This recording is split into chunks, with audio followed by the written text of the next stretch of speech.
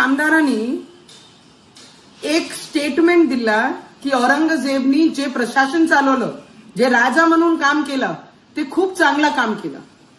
त्यांना एक गोष्ट लक्षात आणून देते की ज्या पद्धतीने त्यांनी हे स्टेटमेंट दिलंय, त्यांनी एकदा जाऊन छावा पिक्चर पाहून घ्या आणि त्याच्यामध्ये जे इतिहास आहे आणि जे इतिहास आम्हाला शिकवलेला आहे की संभाजी महाराजांवर अत्याचार करणारा हा औरंगजेब होता, त्यांचे डोळ्यापर्यंत सडे टाकणारे हे औरंगजेबाने केलं होतं.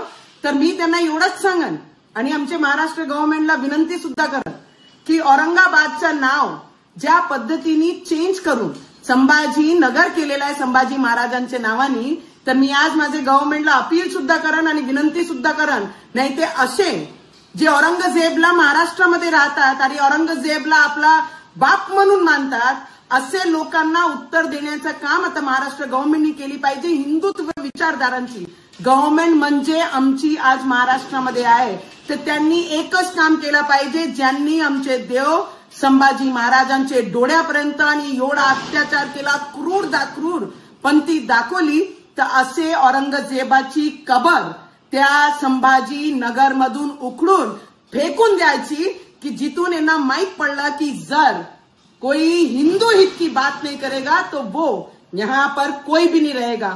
तर ज्यांना प्रेम आहे ना औरंगजेबासोबत, आमची सरकार उखडून फेकून देईल.